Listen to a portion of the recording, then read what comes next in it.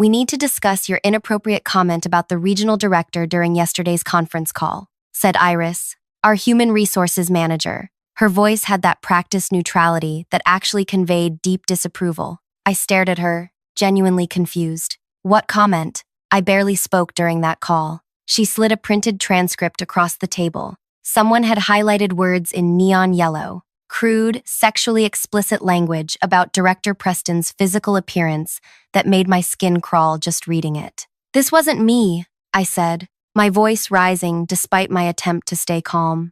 I would never say something like this. 3 people independently reported hearing you say these exact words during the 3-minute technical difficulty when the video dropped but audio continued, Iris replied, tapping a perfectly manicured nail against the paper. That's fairly conclusive, Piper. My heart hammered against my ribs. Check the recording again. The recording had that audio segment corrupted, unfortunately, Iris interrupted. But we have 3 senior staff members with identical accounts. I recognized what was happening with crystal clarity. 3 senior staff members, all loyal to my supervisor. The same supervisor who'd been systematically undermining me since I'd challenged her on the regulatory compliance issues with our Asia expansion.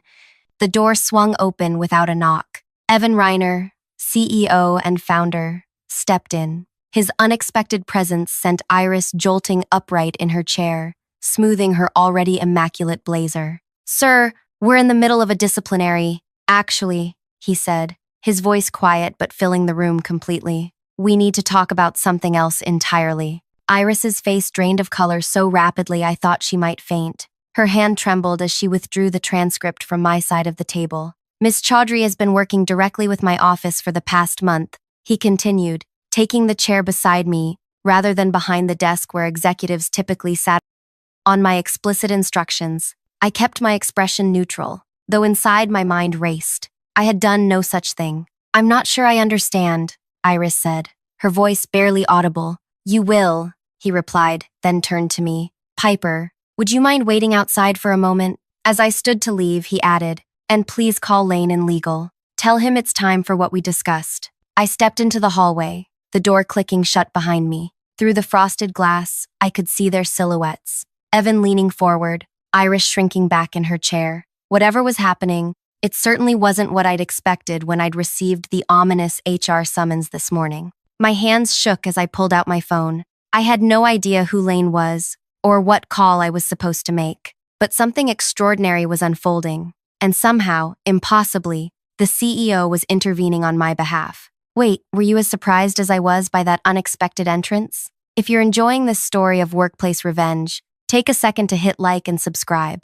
The truth behind what happens next will completely change how you view office politics forever. My name is Piper Chaudhry, and until 3 months ago, I was a mid-level project manager who kept her head down and did her work. Not particularly ambitious, not particularly noteworthy. Just competent, reliable. The kind of employee who gets solid performance reviews but is never quite remarkable enough to fast-track for promotion. That changed when I was unexpectedly tapped to lead our company's expansion into Asian markets. The announcement shocked everyone, especially Thora, my immediate supervisor, who had been lobbying aggressively for her friend Willa to get the position instead. Piper's innovative approach to the European regulatory challenges impressed the board. Our division head had explained during the announcement. We believe she'll bring that same creative problem, solving to the complexities of the Asian markets. I still remember Thora's expression, a tight smile that suggested she was experiencing a minor dental procedure rather than congratulating her subordinate.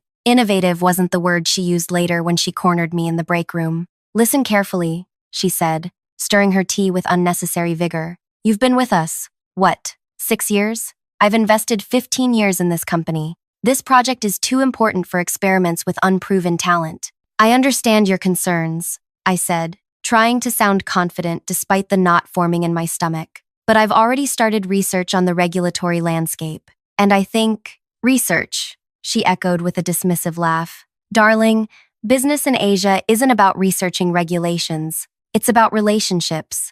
Relationships that Willa and I have cultivated for years while you were managing supply chains in Detroit. That conversation set the tone for what followed. Every meeting became a minefield, every email a potential trap. Thora's tight circle of allies, including Willa, Devon, and Kenzie, closed ranks, excluding me from crucial conversations and withholding information I needed to do my job. Despite this, I threw myself into learning everything about the markets we were targeting. I spent nights researching regulatory requirements, consumer preferences, and competitive landscapes. And what I discovered alarmed me deeply. Our product line, a revolutionary type of flame-retardant building material, would fail crucial safety regulations in 3 major Asian countries. The modifications required would delay our launch by 8 months minimum and require significant redesign. When I brought these findings to Thora with carefully prepared documentation, she dismissed them immediately. "Those regulations are flexible,"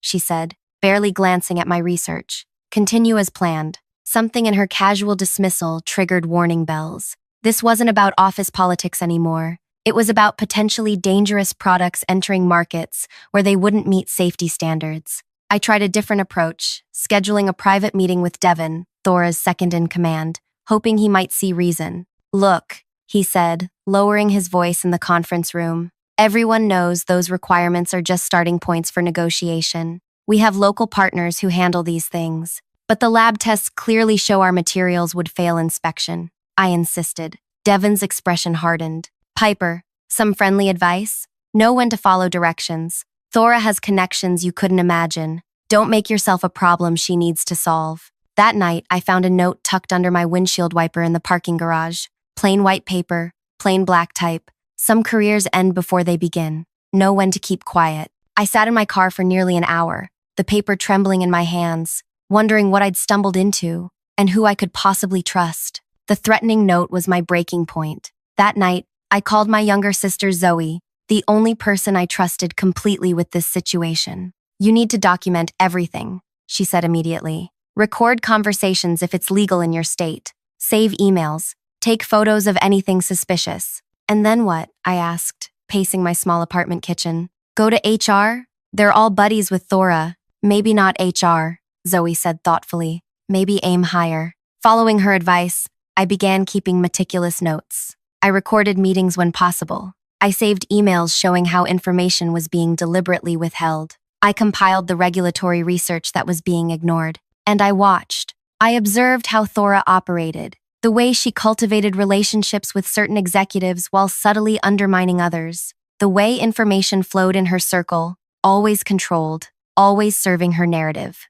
2 weeks after finding the note, came the conference call that would change everything. Our regional director, Preston, had flown in from Singapore specifically to discuss timeline concerns with the expansion. 20 of us gathered in the main conference room, with another dozen joining virtually. Thora controlled the presentation with her usual polished confidence, clicking through slides that painted a picture of perfect progress. "And now," she said, "Piper will update us on the regulatory approval process." My stomach tightened as she smiled at me, gesturing toward the screen. This was the first I'd heard about presenting anything. She had deliberately blindsided me. I stood, keenly aware of every eye in the room. "Thank you, Thora. While I haven't prepared formal slides, I can share that my research into regulatory requirements in our target markets has identified significant challenges we need to address before proceeding." Preston leaned forward, his brow furrowing. "What kind of challenges?" Before I could answer, the video feed cut out. The large screen went black,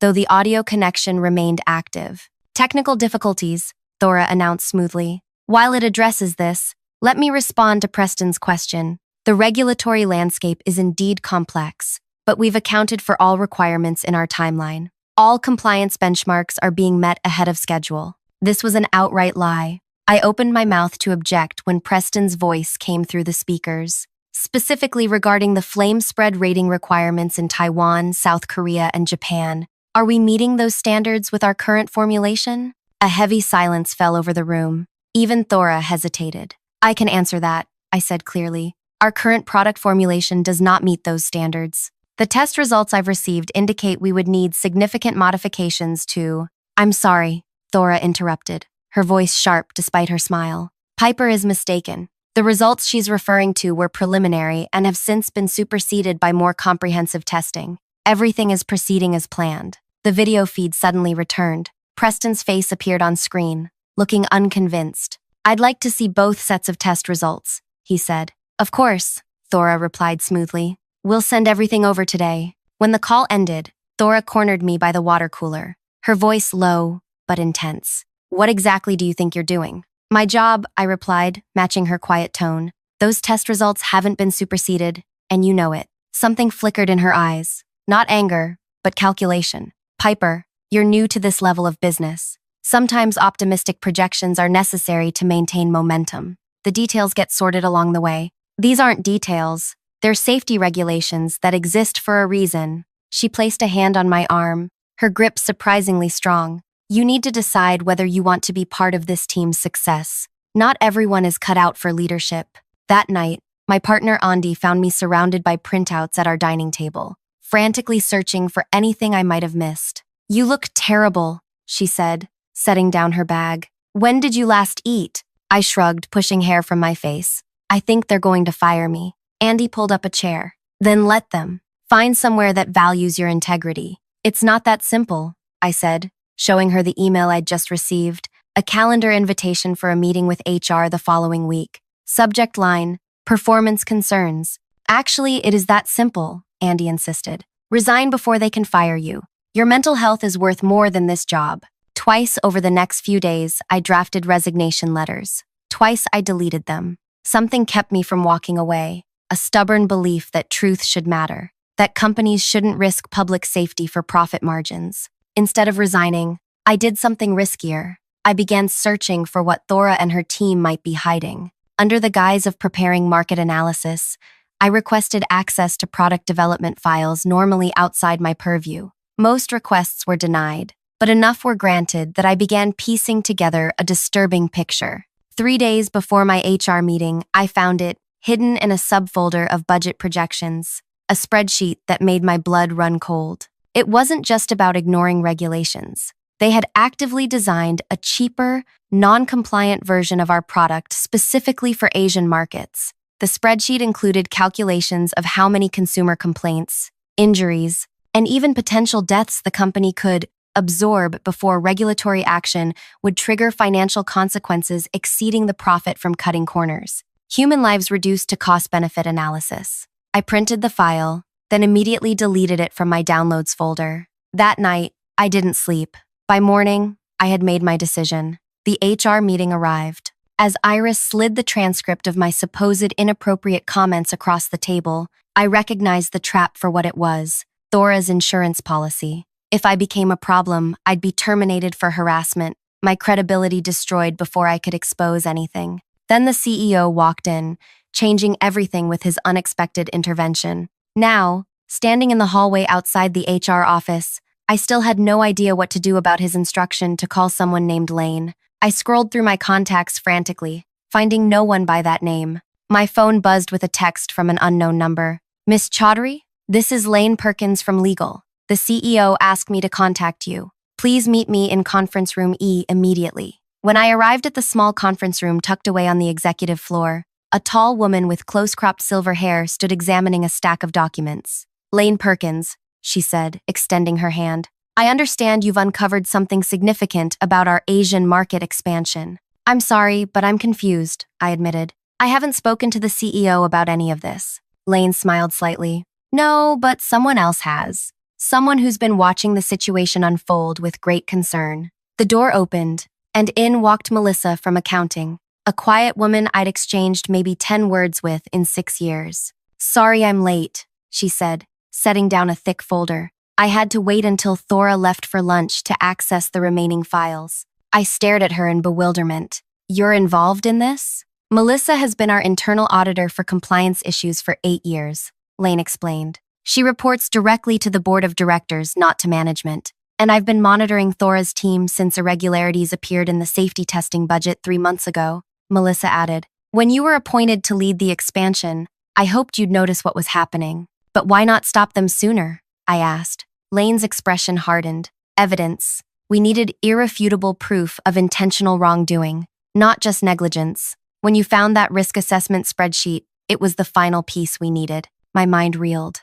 How did you know I found it? We've been monitoring all access to those files, Melissa said simply. When you opened that document at 11:42 p.m. and spent 18 minutes on it before printing, we knew you'd found it. Lane handed me a document. This is a whistleblower protection agreement. By signing, you'll receive immunity from any potential liability, plus a guarantee of continued employment with the company, regardless of the outcome of our investigation. As I scanned the document, a terrible thought struck me. Thora has allies throughout the company. Even with this protection, my work life will become impossible. Perhaps, Lane acknowledged. Or perhaps not. The board has authorized a complete restructuring of the product development division, pending the results of our investigation. I signed the agreement, my signature shaky but determined. What happens now? I asked. Lane checked her watch. Right now, Thora is being informed that her team's presentation to the board this afternoon has been moved up by 30 minutes.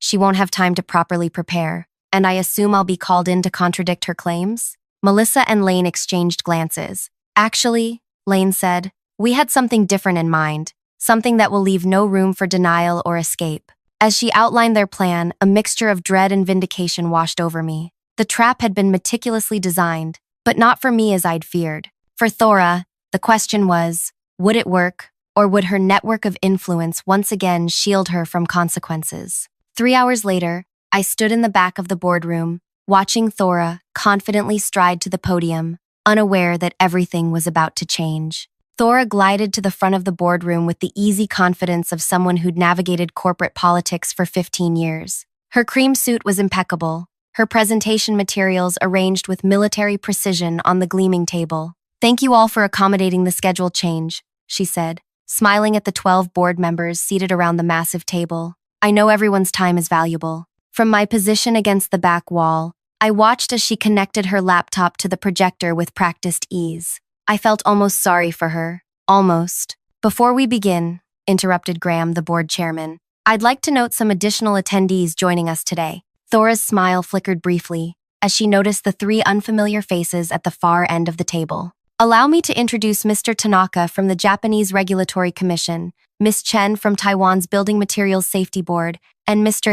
Park from South Korea's Consumer Protection Agency, Graham continued. They've taken time from their busy schedules to discuss our Asian market entry strategy. The color drained from Thora's face so gradually that only someone watching for it would notice. But she recovered quickly, nodding respectfully toward the regulators. What a wonderful surprise, she said, her voice steady despite the slight tremor in her hands. Their insights will be invaluable as we discuss our fully compliant product line. Mr. Tanaka smiled politely. We look forward to hearing about your safety protocols. Thora launched into her presentation, clicking through slides that showcased optimistic projections and glossy marketing concepts. I had to admire her composure. Even knowing what we knew, she projected absolute certainty. As you can see, she said, gesturing to a graph of ascending revenue lines, our projections indicate a 30% market penetration within 18 months, with minimal adaptation costs. Excuse me, miss, Chen interrupted, adjusting her glasses. These projections assume immediate regulatory approval in all target markets. What's your timeline for completing the required safety certifications? A bead of sweat formed at Thora's temple. We anticipate expedited approvals based on our existing certifications in North American markets. Interesting, Mr. Park commented, considering the significant differences between North American and Asian flame retardant standards. The room temperature seemed to drop 10 degrees. Thora's gaze flicked to Devon and Willa, seated in the front row, then back to her slides. Perhaps I should skip ahead to our compliance strategy, she said, clicking forward several slides. As you can see, we've developed a comprehensive approach to meeting all regulatory requirements.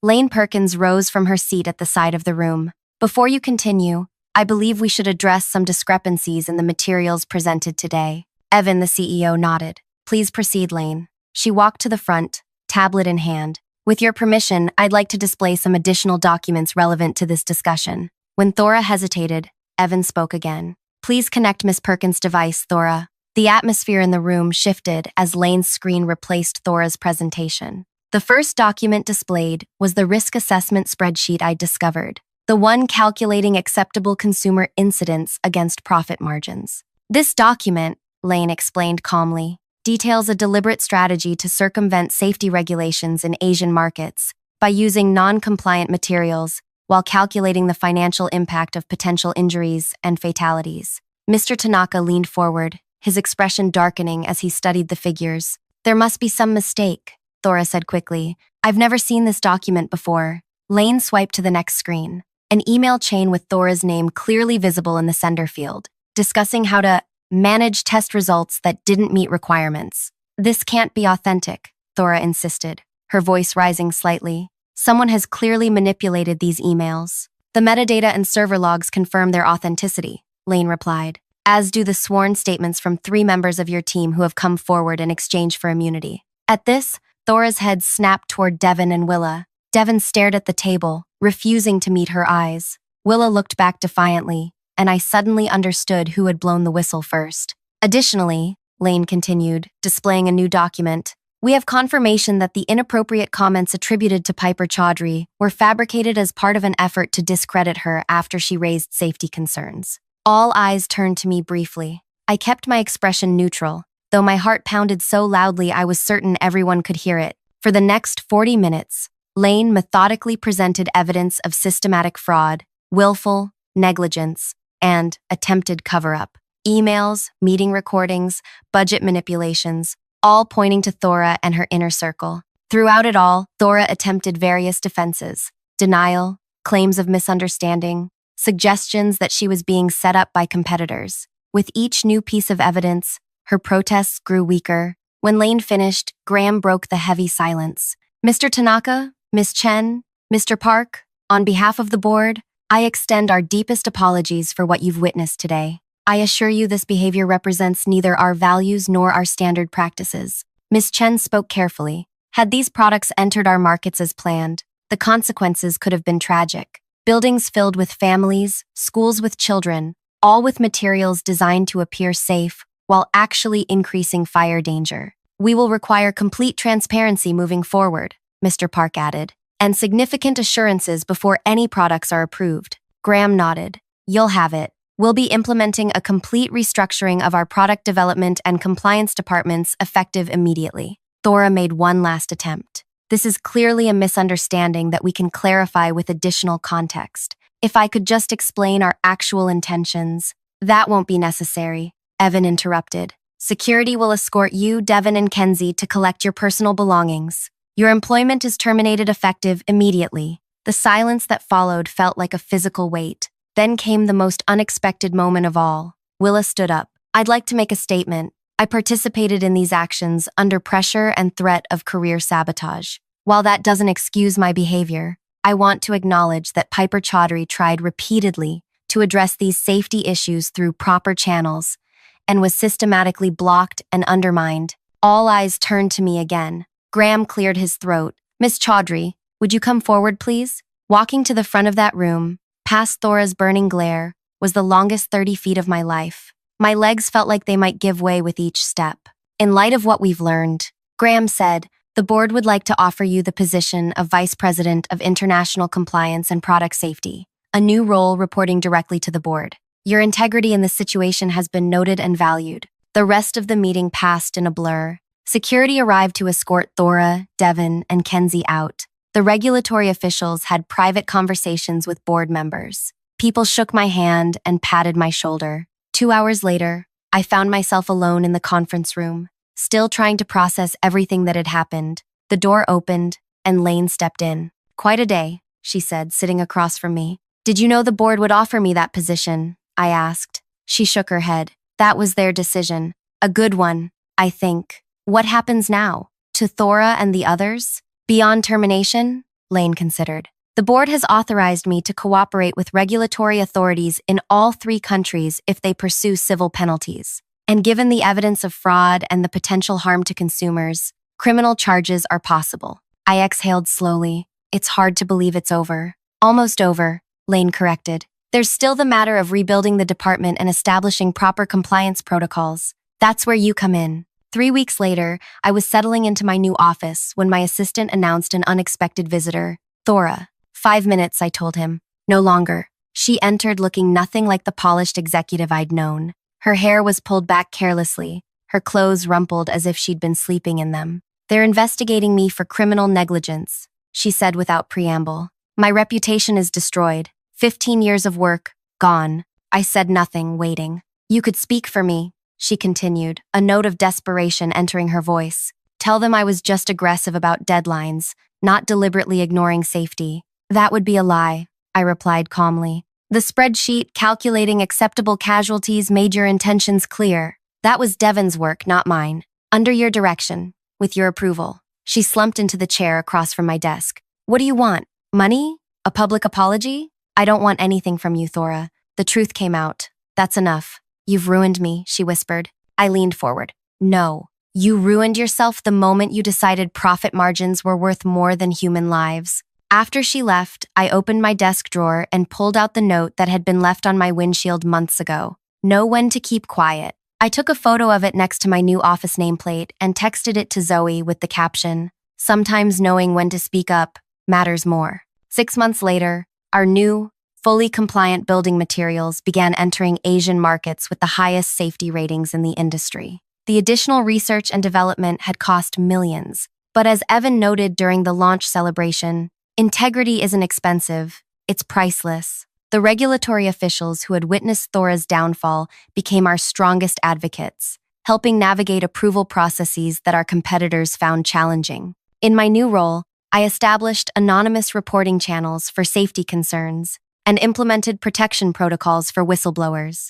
Every quarter, I personally reviewed compliance reports with an independent auditor. On the anniversary of that fateful board meeting, I received an email from an address I didn't recognize. It contained just one line. "You were right. I was wrong. I'm sorry." No signature was needed. I knew who it was from. That evening, Andi and I celebrated with a quiet dinner at home. As we raised glasses to mark the occasion, she asked, "Was it worth it? All the stress and uncertainty?" I thought about the products now keeping families safe, the company culture that had transformed, and the young employees who now felt empowered to raise concerns without fear. "Every moment," I replied. "Some fights are worth having, even when you're not sure you'll win." I later learned that Thora had eventually found work at a small consulting firm. Her influence and reputation permanently diminished. Devon had left the industry entirely. Willa, who had cooperated with investigators, was working in quality assurance at a competitor, her experience a cautionary tale she shared openly. As for me, I discovered that doing the right thing isn't always easy, but living with yourself afterward is much simpler when you've followed your conscience. If you've ever stood up against wrongdoing or wondered if you should, I'd love to hear your story in the comments. Sometimes knowing you're not alone in facing difficult ethical choices makes all the difference. Like this video if it resonated with you, and subscribe for more stories about courage in unexpected places. Remember, in the battle between profit and principle, your voice matters more than you know.